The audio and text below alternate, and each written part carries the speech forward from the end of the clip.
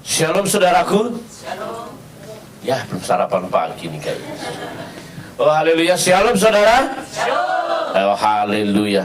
Saudaraku yang kekasih dalam Tuhan, harus disadari ketika kita percaya Yesus, di surga kita punya account bagikan bank saja. Dan setiap orang yang menaruh investasinya di bank sebesar apapun pasti tercatat rapi. Kalau banknya memang bank profesional, saudaraku ya. Demikian juga saudara, di surga kita memiliki sebuah rekening. Dan super mega digital Tuhan mencatat semua investasi kita untuk kekekalan, yang saya menamakan rekening pertobatan. Karena saudara, bertobat itu bukan hanya satu kali saja. Kalau bertobat hanya satu kali, tidak akan pernah ada ayat banyak yang dipanggil tapi sedikit yang dipilih. Tidak ada ayat yang mengatakan memulainya dalam roh dan mengakhirinya dalam daging. Oleh sebab itu saudaraku yang kekasih dalam Tuhan Yesus Kristus, Matius pasal 4 ayat 17 mencatat sebuah kebenaran penting untuk kita renungkan bersama-sama. Bertobatlah sebab kerajaan Allah sudah dekat. Mari kita baca bersama-sama, 1, 2, 3. Bertobatlah sebab kerajaan Allah sudah dekat. Jadi pertobatan itu durasinya sampai Yesus datang, bukan hanya satu kali. Dan pertobatan itu harus dicek setiap hari, setiap detik. Apa kita ini sedang berada dalam keadaan bertobat atau sedang murtad? Banyak orang Kristen itu tomat, Minggu tobat, Senin kumat. Nah itu bahayanya tuh saudara yang kasih dalam Tuhan. Kalau di kantor kita tidak bertobat, maka kita akan membuat kantor itu pasti tidak beres karena ketidakpertobatan kita. Suami istri yang tidak bertobat pasti punya will dan fail. Ya, mesti kalau tidak bertobat. Jadi saudaraku yang kekasih dalam Tuhan, pertobatan itu harus dicek. Pertobatan itu bukan persoalan dosa, bukan hanya persoalan dosa. Karena kalau hanya dosa, saudaraku yang kekasih, dosa dari berbuat jahat, berbuat baik, Yesus nggak perlu turun ke dunia. Dan pada prinsipnya orang itu, saudaraku, tidak pernah takut dosa, tidak pernah. Waktu Inggris menggantung copet di alun-alun, alun-alun itu bahasa Jawa itu, di lapangan, saudara tahu, wah semua masyarakat itu menyaksikan, itu copet dipermalukan, digantung habis. Tapi justru di saat itu copet-copet bereaksi, saling nyopet. Akhirnya saudaraku yang dikasih dalam Tuhan, orang tahu bahwa orang nggak takut soal dosa.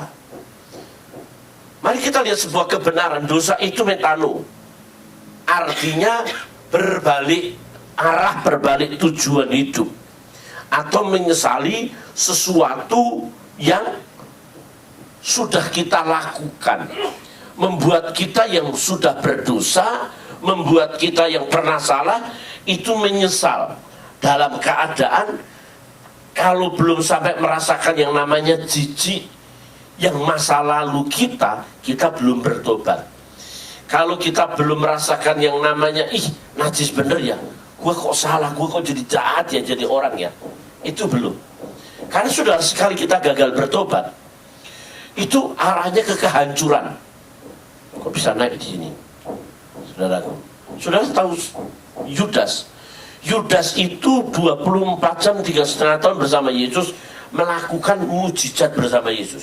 Setiap hari, siang, malam, pagi, petang, duduk bersama Yesus. Tapi berakhir dengan gantung diri. Ini kelasnya Yesus loh. Saudara tahu Salomo itu satu-satunya orang yang Tuhan datang langsung terus nanya, kamu minta apa? Kalau kita level pendeta kan, Tuhan kami minta. Kalau Salomo Tuhan yang datang. Waktu doa, kamu minta apa? Kayak iklan apa itu? Mintalah. Yang dua itu, saudara. Ada iklan itu ya? Minta apa saja? Wah. Ya itu ya, iklan itu dulu ya. Minta. Loh, udah itu saudara hebat, hikmatnya luar biasa. Tapi tidak cross check bertobat. Akhirnya jatuh dalam penyembahan berhala bersama istri-istrinya. Simpson. Saudara tahu Simpson? Simpson atau Samson? Simpson. Simpson itu bisa menangkap 300 serigala. Ekornya diikat. Wah, saudara, dikasih obor. Lah tentu itu serigala ngelihat ekornya ada api. Blingsatan itu bahasa Jawa. Wah, wabur. Setiap gandum, tanaman, rumah dibakar habis. 300. Nangkap satu serigalanya susah. 300 ekornya dikasih. Wah, kok sempet-sempet amat, saudara ya. Dia bisa bunuh 1000 orang dengan rahang keledai. Tak. Mati 1000 pakai rahang. Kita nggak usah 1000 dah, saudara. Begini aja. 200. Ini lepas ini. Ini lepas ini, saudara. Pasti lepas. Tapi berakhir dengan Delila. Anania Safira. Waduh, saudara. Kelasnya Petrus, Yohanes masih bisa nggak bertobat loh. Oleh sebab itu, mari kita pertama kali melihat sebuah pertobatan itu dari hal yang menjijikkan. Ini gambar menjijikkan bener,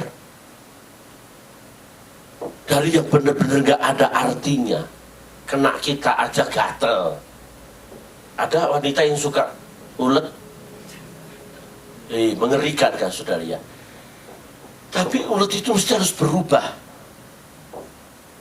Kekristenan kita juga begitu, saudara, supaya berubah. Oleh sebab itu, perubahan tidak akan menjadi perubahan kalau yang namanya transformasi. Orang kalau sudah transformasi itu, saudara yang kekasih, perubahannya itu nyata. Berubah dalam pola pikir, berubah dalam pekerjaan, berubah dalam sikap, bagaimana mengerjakan.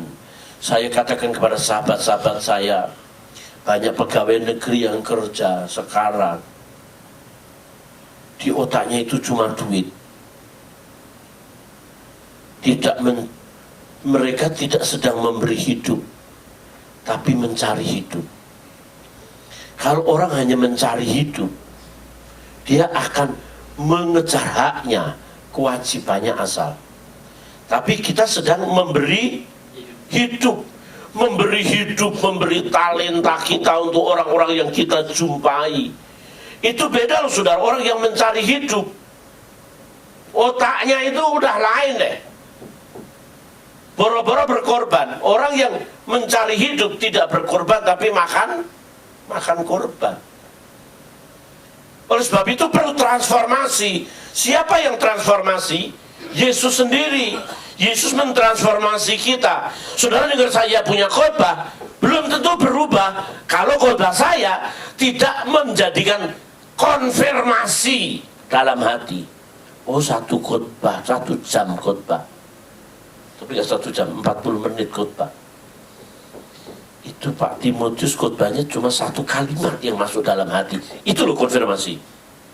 Itu loh yang diurapi. Jangan khotbah, lucu, wah itu lucu bener itu. Sampai saya terpinggal-pinggal. Wah, dulu tuh saya lucu, saudara. Sampai orang jatuh bukan karena urapan, karena geli.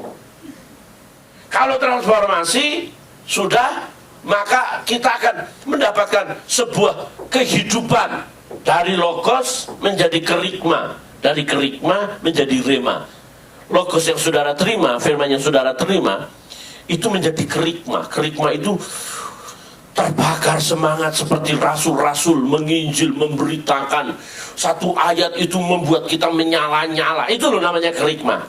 Sampai ayat itu membuat kita rema. Kalau ayat itu membuat rema, kita berubah. Hidupku bukannya aku lagi, melainkan Kristus. Jadi identitas pribadi kita ini udah hilang.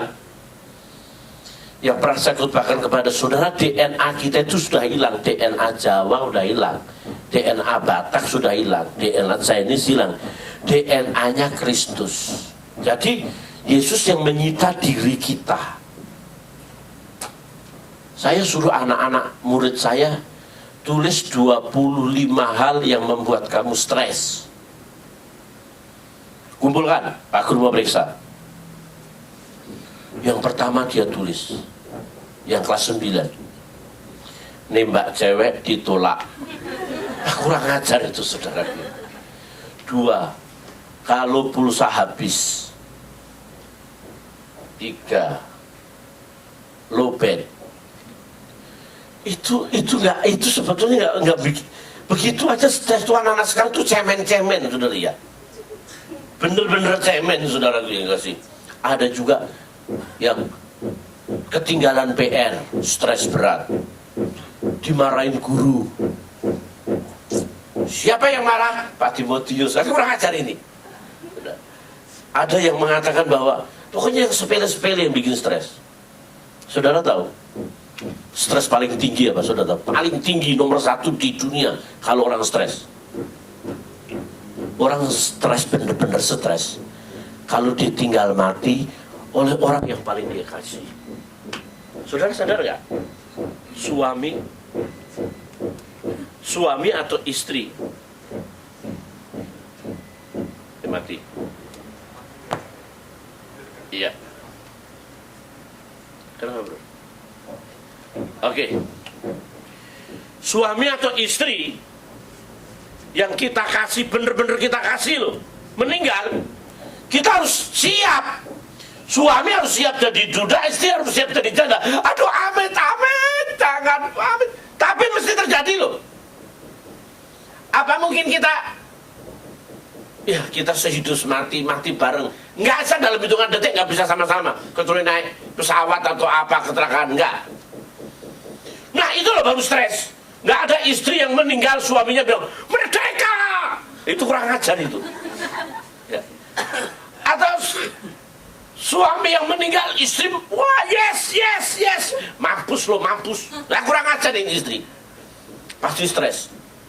Seumur hidup saya datang di pemakaman, saudara tahu, hanya satu ibu pendeta, suaminya meninggal, dia bikin karaoke. Sedap itu baru sedap. Saya tanya, saya belum pernah dong dia begini. Ngapain Pak? Sudah waktunya Pak. Saya juga sebentar lagi akan nyusul kok. Saya sudah siap.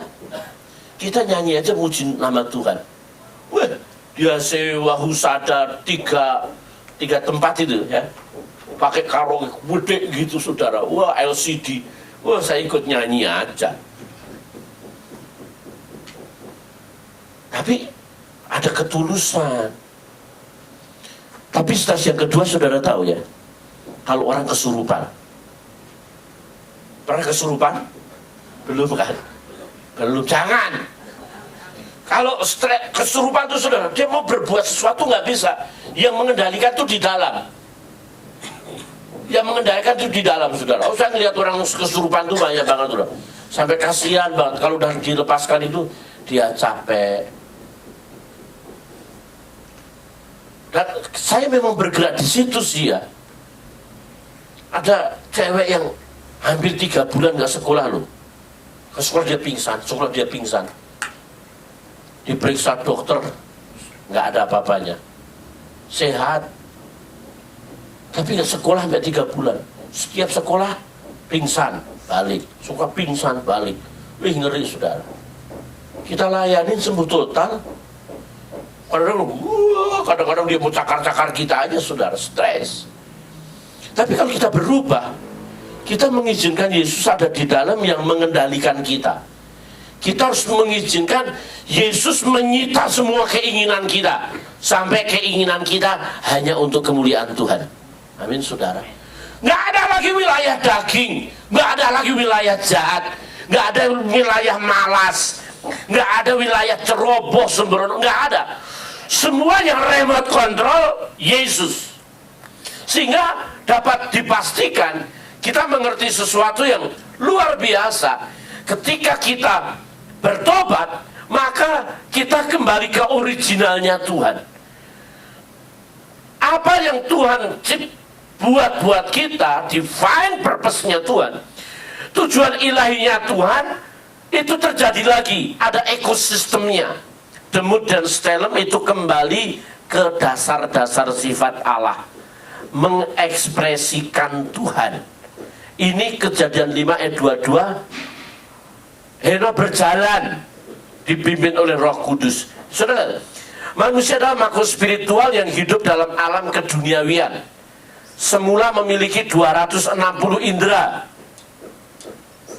dan 300 berapa? 65 cakra.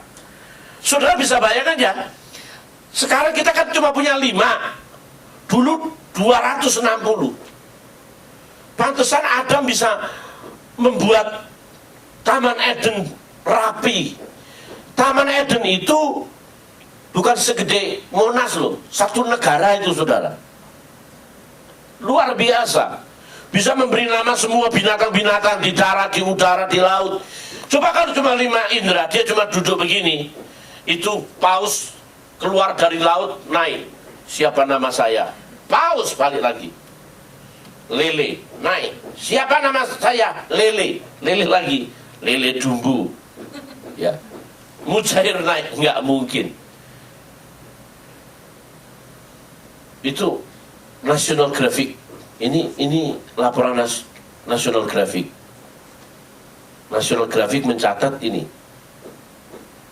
Dikisahkan buku, nah, dalam buku sejarah yang tidak terungkap. Saya baca itu hebat ya. Adam itu tubuhnya seperti kristal, lembut, indah, bisa lari, terbang ke sana kemari, jalan, nikmat saudara. Tapi sudah jatuh dalam dosa, diceritakan dia, itu tulang-tulang manusia itu jadi keras. Berarti dulu itu tulangnya tulang lunak. Tulang lunak apa itu namanya? Apa? Yang kita bisa makan tulangnya itu loh. Presto. Presto, ya. Dulu bisa di presto itu. Semakin halus, semakin bening kristal itu saudara, semakin mahal loh. Tahun 2017 handphone itu bisa ditekuk jadi jam. Kalau sekarang kan ini itu besar begitu, ditekuk jadi jam. Wah, saya lihat luar biasa ya. Kalau sekarang handphone kan cuma kotak begini, sekarang ditekuk persis, tinggal begini. Wih, saya bilang berapa itu mahalnya ya. Tapi lembut saudara, itu luar biasa. Kalau seandainya kita memahami kita ini punya kemampuan dalam hidup karena roh Allah ada di dalam diri kita, saudaraku yang kekasih dalam Tuhan Yesus Kristus, maka kita akan senantiasa kembali ke habitat, kembali ke kebenaran demi kebenaran, punya kerinduan. Sebabnya kita hidup dalam sebuah ekosistem. Dalam kesibukan kita, kadang-kadang dalam kesibukan kita, saya ini juga sibuk saudara. Sekarang saya jadi dosen pasca sarjana Pak. Jadi kalau ada saudara penyarikan mau sekolah guru malam, masih sempat saya ngajar salah satu. Kalau kita kembali ke originalnya Tuhan, kita berada dalam sebuah ekosistem rohani. Ada kekurangan, kalau saya lupa makan, langsung saya tahu, oh saya lemes nih. Tingkat lemesnya kayak orang tipes nih. Karena saya udah tipes 5 kali, jadi saya tahu. Saya pernah sakit tipes parah, itu saya merangkak dari mobil, merangkak ke rumah sakit. Tipes masuk, saya masuk. Saya tinggal bilang, istri, saya masuk rumah sakit. Kita kurang makan, tubuh sakit. Saudara kurang kebenaran firman Tuhan, rohani saudara sakit. Nah masalahnya kita nggak sadar. Kita kurang tidur nih saudara. kurang tidur, berasa loh saudara. Wajah kita kelihatan. Orang kurang tidur sama kurang duit itu wajahnya kan kelihatan mana? Kurang tidur. Tapi persoalannya sengsara mana? Itu loh yang masalah. Ya. Sudah, tapi nggak ada kalau khotbah di sini kurang duit, kamu tiap hari lihat duit. Amin saudara ya. Oh, tiap hari pegang duit. Saudara, saya ingin beritahu saudara ya, kita kurang aja. Saya nggak minum vitamin. Saya beli satu vitamin ya. Kalau saya khotbah saya minum vitamin tuh. Itu kayak doping loh. Nggak ada capeknya. Saya takut tuh. Jadi kalau nggak hari ini nggak capek, saya nggak minum vitamin itu. Ya murah sih harganya. Nah, kayaknya nggak capek. Kok nggak ada capeknya? Nggak capek saudara. Saya jam 12 malam saya udah kerja itu. Saya kalau nggak khotbah jam 6, jam 7 gini, saya tidur jam 6 pagi.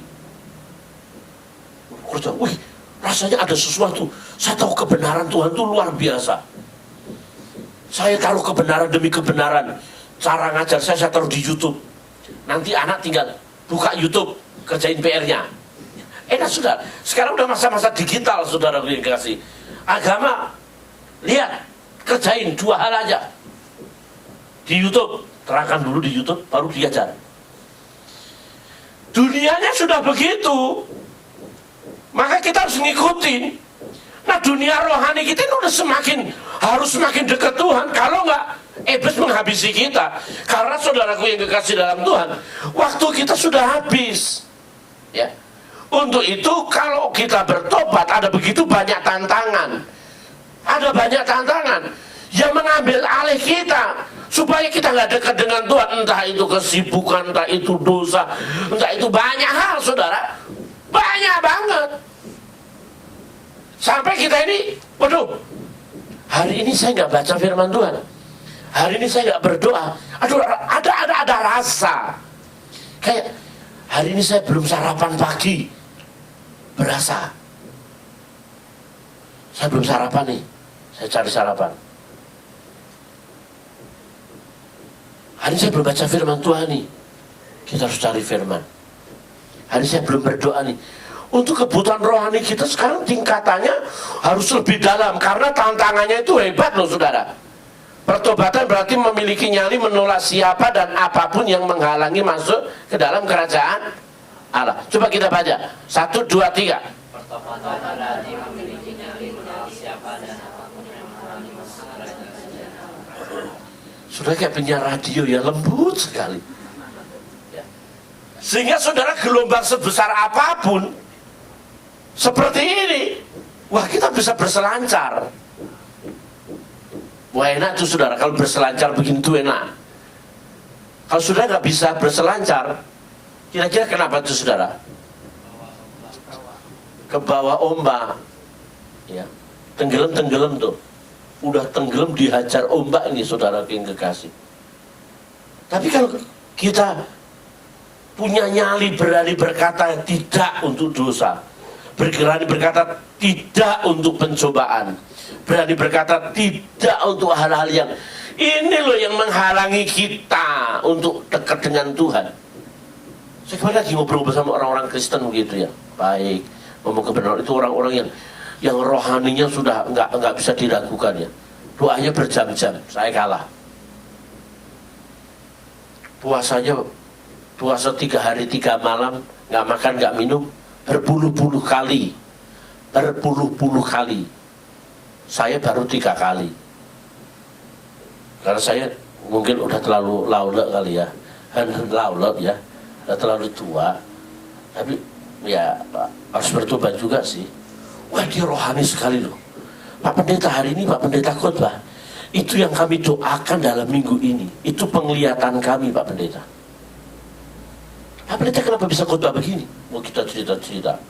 Teman saya orang Batak datang, saya bilang begini, kau pula datang, macam-macam pula kau. Aku gitu, dia tegur saya loh saudara. Pak Pendeta, jangan ngomong nggak kudus Pak Pendeta. Wih, saya kaget, baru kali ini pendeta ditegur. Yang tegur jemaat lagi. Pak Pendeta, jangan ngomong nggak kudus Pak Pendeta ngomong lagi deh. Lagi ngomong firman loh. Dia ngomong gini, apa Apa pula kau? Kau datang pula ke sini, macam-macam pula kau. Cuma begitu, Pak Pendeta, jangan ngomong nggak kudus Pak Pendeta. Kita dalam hadirat Tuhan Pak Pendeta. Tuk, saya kaget saudara. Ih, gila bener, Pendeta langsung ditonjok itu habis khotbah itu sama dia, saudara. Saya pikir kalau ngomong kudus gimana ya? Waduh saudara yang kasih, hebat. Kita sudah nggak ada waktu lagi saudara. Sekarang saya mau bekerja keras bagaimana caranya Injil diberitakan. Dengan berbagai macam media, berbagai macam hal yang bisa kita kerjakan. Mari kita jangkau jiwa. Mari kita melakukan hal terbaik untuk kerajaan Allah. Karena waktunya tuh saudaraku yang kekasih dalam Tuhan sudah seperti ini. Kalau bencana seperti ini datang, saudara bisa bayangkan apa yang terjadi dalam diri kita. Habis. Apakah rekening kita sudah terisi? Apakah rekening kita sudah cukup kalau bencana seperti ini datang? Karena saudaraku yang kekasih dalam Tuhan, sudah hampir tidak ada waktu lagi. Mari kita semangat kerja benar, berkata benar, hidup benar. Itu rekening kita. Karena saudaraku yang kekasih dalam Tuhan, pada waktu kita bertobat, kita itu menantikan langit dan bumi baru, di mana bumi baru itu kita melihat bumi kita akan segera dibinasakan Tuhan. Habis. Saya catat nih, tahun lalu ya, Korea Utara punya 10 nuklir, Israel hampir 200 nuklir. Datanya lengkap, ini data tahun lalu ya, saudaraku yang kekasih dalam Tuhan. Amerika hampir 10.000, ya, 9.960. Rusia 16.000, Perancis 30, Cina 130, Indonesia belum ada. Kasihan ya saudaranya, kasihan Indonesia itu, aduh, ampun saudara. Lihat saudara, langit akan binasa dalam api dan unsur-unsur dunia akan hancur karena nyalanya. Kita tidak dibinasakan lagi dengan air bah, walaupun banjir sekarang di mana-mana. Tapi yang terakhir yang akan muncul yang seperti ini nih. Nih, seperti ini. Mana ada yang bertahan di antara kita? Mana saudara saya punya Superman? Kalau udah begini saudara, apa bikin apa kita? Waktu kita habis saudara. Habis. Lihat rekening kita, rekening spirit kita ini loh. Kalau kita diadili Tuhan, kita tidak sedang diadili menjadi pendeta, karena jabatan kita bukan pendeta, kita diadili sebagai karyawan kita, sebagai karyawan, sebagai, lihat 2 Petrus 3 ayat 13. Tetapi sesuai dengan janjinya, kita menantikan langit yang baru dan bumi yang baru, di mana terdapat kebenaran. Ya, di mana terdapat kebenaran. Jadi di mana langit dan bumi baru? Langit dan bumi baru adalah di mana terdapat apa saudaraku? Kebenaran. Kalau kita melakukan kebenaran, hidup kita nikmat saudara. Nikmat, indah, karena kita bersama dia di langit yang baru dan bumi yang baru. Saya nggak bisa membayangkan kalau ini terjadi, tapi dijauhkan Tuhan kiranya daripada kita kalau kita mengalami seperti ini. Kita akan bersama Tuhan tuh saudaraku yang kekasih. Sahabat saya kemarin meninggal, nggak bilang-bilang lagi, meninggalnya masih muda sih, meninggal. Karena itu sahabat, maka saya pergi, dia rumahnya di Serpong, kuburnya di Sandiugi Hill. Wih, jauh banget. Saya di Kelapa Gading, saya nggak ke sono deh. Saya pergi ke Sandiugi Hill. Sudah tahu Sandiugi Hill berapa hektar? 400 hektar. Karena kelamaan saya ngobrol sama Satpam. Pak, jaga 24 jam, Pak? Iya. Kalau malam jaga nggak, Pak? Jaga. Keliling nggak, Pak? Keliling. Di kuburan keliling. Ada penampakan nggak? Enggak sih, Pak. Ada lampunya nggak, Pak? Enggak sih. Kecuali orang-orang kaya. Kalau orang kaya ada lampunya? Iya.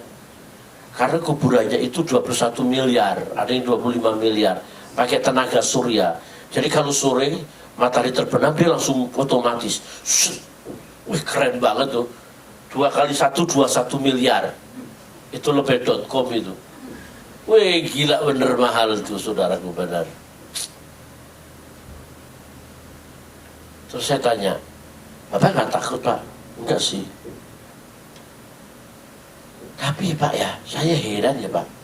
Kalau saya jalan di kuburannya orang Kristen, Pak, itu tenang aja loh, Pak. Nggak ada apa-apa, Pak. Tapi kalau seusai lewat yang non-Kristen, dia yang ngomong loh, saya merinding, Pak. Kenapa ya, Pak ya? Nanti kalau saya ngomong salah. Ya. Karena orang-orang Kristen itu kan udah meninggal bersama Tuhan di surga. Amin. Mesti. Ya sebetulnya juga takut juga sih, saudara. Kalau kita nggak ini, kalau lihat penampakan, oh jemaat saya meninggal pakai hitungan Hong Sui keluar jam 5 sore. Ya macet total Jakarta.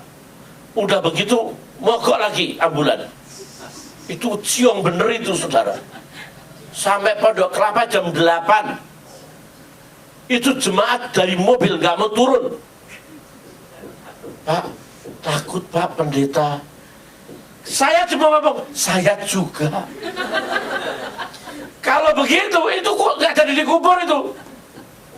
Tapi dilayani juga loh, saudara. Masuk cuma saya sama yang buatong begitu, saudara. Kalau lewat yang itu, merinding juga. Untung dulu kenakalan saya cuma satu. Suka bongkar kuburan orang. Jadi saya nggak takut lagi saya masuk. Tapi kalau udah lama nggak bongkar, takut juga. Masuk. Dari debu kembali ke debu. Masuk, belum masuk. Sudah, amin. Kubur, saya cepat pergi. Sudah Pak, sudah cepet amat. Enak aja lu nungguin lama di sini, gua suruh di sana. Tapi orang Kristen itu cuma tidur loh. Nah saudara ya, dia cuma tidur. Kita tidak mengalami hal yang duniawi ini. Kita bersama Allah. Oleh sebab itu miliki rekening dan ada isinya. Jangan miliki rekening nggak ada isinya. Amin saudara. Isinya bagaimana? Manifestasikan pertobatan saudara hari demi hari. Bekerja dengan baik, jujur, berkata benar, melakukan hal terbaik, dan nama Tuhan dipermuliakan. Amin. Mari kita berdoa bersama-sama di hadapan Tuhan. Kami tahu pasti bahwa kami harus belajar lebih banyak dalam hidup ini. Biar Roh Kudus memimpin kami, karena waktu kami singkat, Tuhan. Kami tahu bahwa dunia ini akan segera berakhir, tetapi kami tahu bahwa Engkau terus akan menyertai kami. Kami memuji Tuhan. Biarlah firman-Mu terus berbicara kepada umat-Mu hari ini, dalam nama Yesus berdoa. Haleluya. Amin. Amin.